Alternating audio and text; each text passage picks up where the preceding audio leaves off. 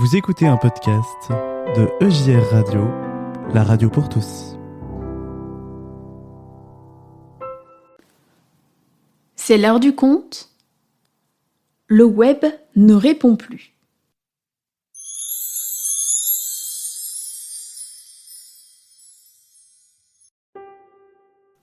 Voilà déjà longtemps que Théodore Clavier avait acheté son premier ordinateur. Mais depuis le moment où il s'était muni d'un modem et s'était branché sur la toile, il ne vivait plus qu'assis toute la journée, parfois même une partie de la nuit, devant son petit écran. Il ne cessait de surfer d'un site à l'autre, de chercher de nouveaux programmes et de nouveaux jeux, de tenter d'en modifier ou d'en créer d'autres. Quant au contact humain, il n'en avait quasiment plus. Même sa famille ne l'intéressait plus. Les seules relations auxquelles il tenait encore étaient celles qu'il établissait par le web. Il ne cessait d'envoyer et de recevoir des messages qui le mettaient en contact avec des gens de toute la planète. Mais c'étaient des gens qu'il ne rencontrait jamais. Et dès qu'il lui semblait ne plus s'intéresser à son amour exclusif de l'ordinateur, il lui suffisait de les supprimer de la liste de ses correspondants. « Grand-papa !» s'était risqué à lui demander son petit-fils Sosim après avoir entrebâillé la porte de sa chambre. « Viendras-tu fêter Noël avec nous demain ?»« Fiche-moi la paix !» avait répondu Théodore Clavier. « Tu vois bien que je suis occupé. On en reparlera demain. » Mais, le lendemain, Théodore Clavier se retrouva plus rivé à son ordinateur que jamais. Ni sa femme, ni ses enfants, ni personne ne réussit à l'en distraire.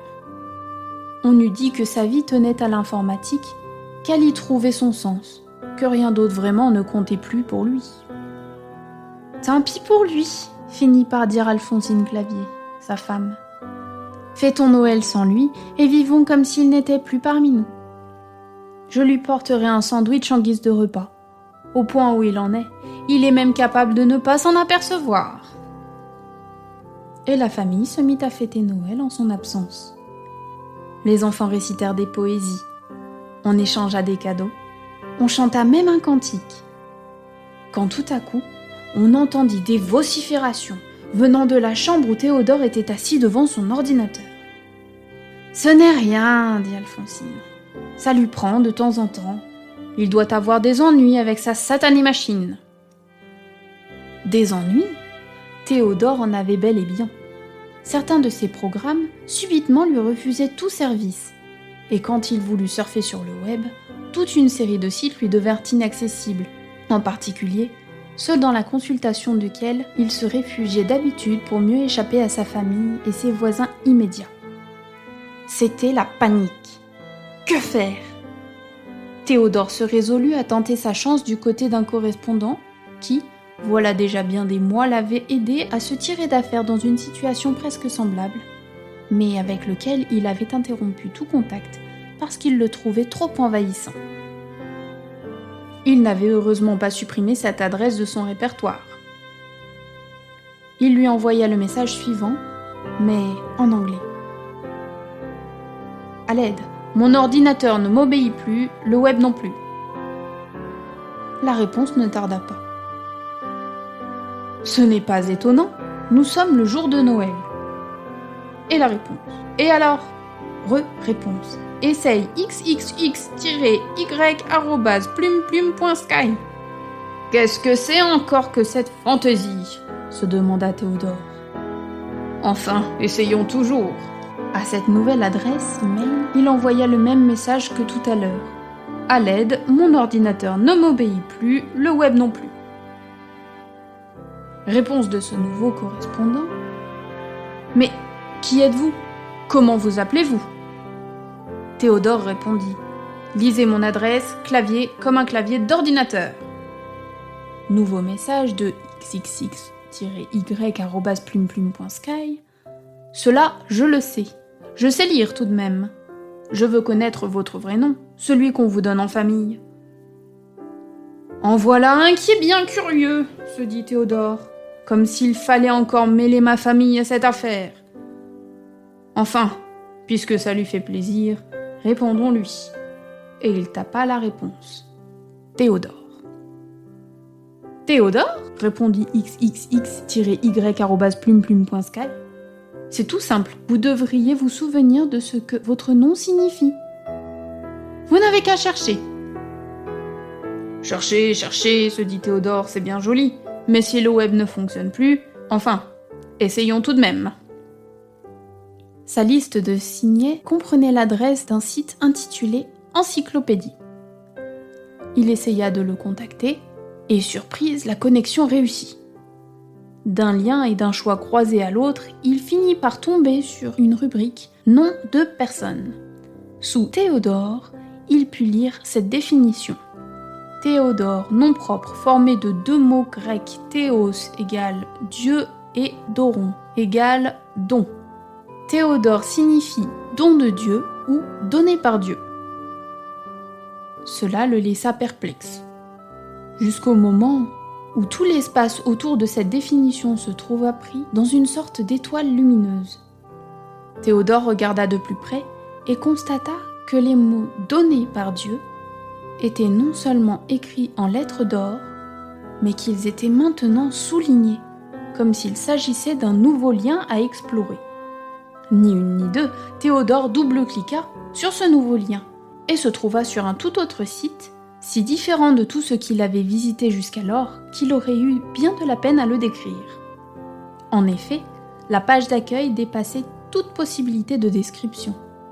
Mais, en même temps, elle s'accompagnait de musique et une voix se fit entendre. « Hé, Théodore, à qui Dieu t'a-t-il donné ?» Pris de court, Théodore n'eut même pas le réflexe de répondre en utilisant le clavier d'ordinateur.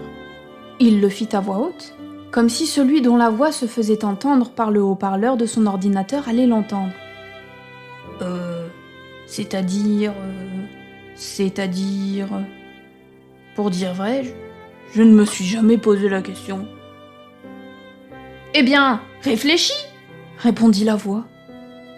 « Réfléchis, c'est bien joli, se dit Théodore. Mais j'en ai perdu l'habitude. Voyons, à qui pourrais-je bien avoir été donné ? À moi-même ? Non, cela va de soi. À mon ordinateur ? Mais je ne peux pas lui avoir été donné, puisque c'est moi qui l'ai acheté. » Après un moment de profonde perplexité, il se dit encore. « C'est pourtant vrai. Voilà des mois que je vis comme si j'avais été donné à mon ordinateur, ou comme si je m'étais donné à lui. Aïe, je n'y avais jamais pensé. » Théodore en était là de ce dialogue avec lui-même, quand la voix se fit entendre encore une fois. « C'était le moment de t'en rendre compte. Allez, joyeux Noël !» Et l'ordinateur, sans crier gare, s'éteignit. Ce n'était pas une panne de courant. Une lampe de bureau continuait à éclairer la chambre. Tout simplement, l'ordinateur ne voulait plus travailler. Et quand Théodore essaya de le faire redémarrer, un message s'afficha brièvement sur l'écran avant de disparaître à son tour. « C'est fini. Tu m'as consacré une trop grande partie de ta vie, je ne veux plus de toi. » Désemparé, Théodore se leva de son siège, ouvrit la porte de sa chambre, avança dans le couloir et se trouva à l'entrée de la pièce où sa famille était justement en train de fêter Noël. Il ne savait que dire, ni que faire, et personne ne l'avait encore remarqué. Quand Célestine, la plus jeune de ses petites filles, se retourna, le vit et courut chuchoter à l'oreille de sa grand-mère. « Grand-maman, c'est grand-papa !» « Comment ?» fit la grand-mère surprise. « Grand-papa ? Mais qu'est-ce qu'il vient faire ici, celui-là ? » ?»« Oh, je sais bien que j'ai tort, » dit alors le grand-père. « Mais mon ordinateur ne veut plus de moi. Il m'a fait comprendre que je lui avais trop donné de moi-même. Et il m'a dit que je devais me souvenir de ce que signifie mon nom, Théodore, don de Dieu. »« Toi, un don de Dieu !» rétorqua Alphonsine. « En voilà un toupet !» Mais si, je ne suis désormais là rien que pour vous. Tu voudras bien m'accepter ? Pour un Noël, en voilà un, dit Alphonsine. Êtes-vous d'accord que nous recevions aujourd'hui grand-papa comme un cadeau ? Demanda-t-elle à ses petits-enfants. Oui, crièrent-ils tous ensemble. Mais alors, grand-papa ? Demanda encore Sébastien, le plus âgé de ses petits-enfants, qui allait avoir 15 ans. Si ton ordinateur ne veut plus de toi, peut-être qu'il voudra de moi. Tu me le donnes ? Volontiers, Théodore. Mais À une condition. que tu ne lui accordes pas plus d'1 ou 2 heures par jour. Et si un jour, par malheur, tu avais envie de faire comme je l'ai fait, trop longtemps, et de passer toutes tes journées devant ton écran, n'hésite pas. Contacte xxx-y@plume.sky. Lui, il saura te tirer d'affaire.